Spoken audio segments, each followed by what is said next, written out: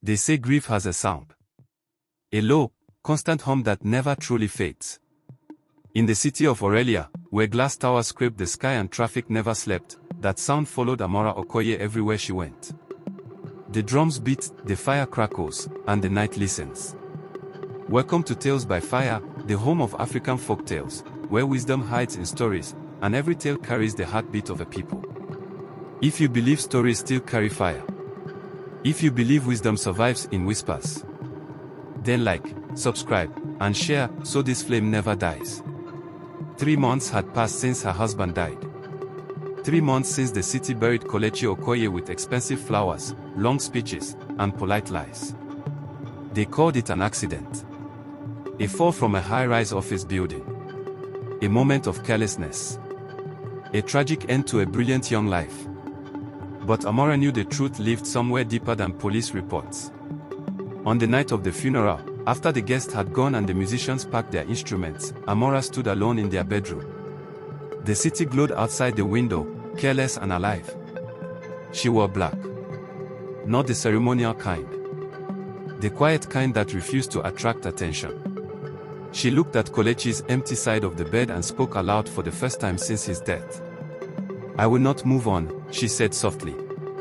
"I will not forget. And I will not forgive." That was the night the vow was born. Kelechi had been many things. A visionary. A risk-taker. A man who believed the city could be conquered if you learned its language. He built his wealth in silence, rising faster than anyone expected. Deals whispered in private rooms. Contracts signed before sunrise. Enemies created without intention. Amora had warned him. "Move slower," she used to say. "People don't forgive success." Kelechi only smiled. "They'll adjust." They never did. In the weeks after his death, Amora discovered something strange. People avoided her. Old friends crossed the street when they saw her coming. Business partners spoke in rehearsed tones. His office staff resigned one by one. It was as if Kelechi's death had not ended something. It had exposed something. So, Amora did what grief-driven widows were not expected to do. She returned to her husband's office. The building still smelled like him, leather chairs, polished wood, faint cologne trapped in the walls. His name was still etched in gold on the door. Okoye Holdings. She sat at his desk, opened his laptop, and entered a password she had memorized years ago without knowing why. What she found changed everything. Hidden accounts.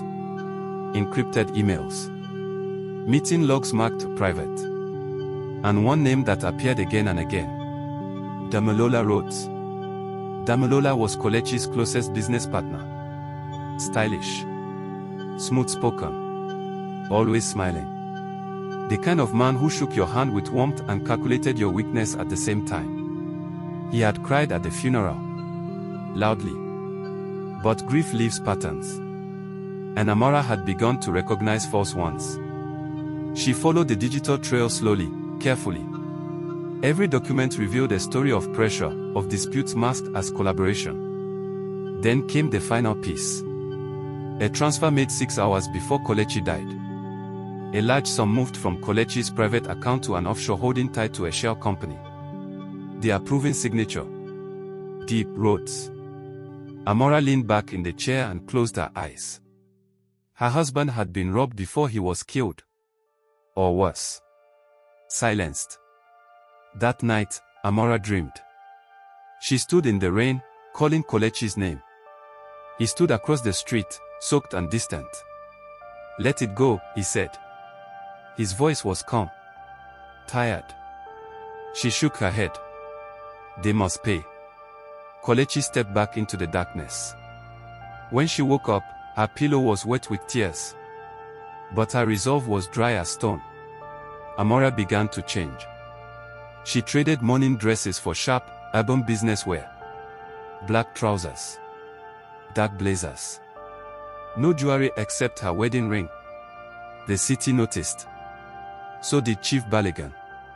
The man was power itself, an aging political figure whose name opened doors and closed investigations. He appeared everywhere Kelechi's business had ever touched. charity events, government approvals, regulatory exemptions. Too many coincidences. Amora attended one of his fundraisers quietly, blending into the crowd. The city's elite laughed under chandeliers while soft music played. Then she saw it. Damilola and Chief Baligan, leaning close, laughing like old friends. The final piece clicked into place. This was never just business. This was sacrifice. From that moment, Amora stopped being a widow waiting for answers. She became a woman collecting evidence. She hired private investigators, dug into financial records, recorded conversations. Each truth came with a cost. Her nights grew restless, her dreams darker. The city began to feel smaller, heavier. And still, she kept her vow.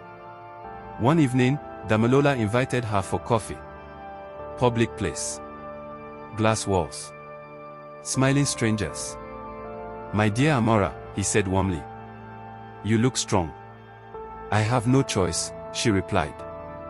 They spoke of grief, of healing, of moving on. Then he leaned in and said softly, "Kelechi was playing a dangerous game." Her heartbeat didn't change. "He trusted the wrong people," Damilola continued. Amora looked directly into his eyes. "So did you?" His smile flickered. Just for a second. The evidence was enough now. Enough to destroy reputations. Enough to shake the city. But justice in Aurelia did not live in courtrooms. It lived in exposure. Amora leaked the documents anonymously. Within days, headlines exploded. Corruption scandal rock city. Political giant under investigation.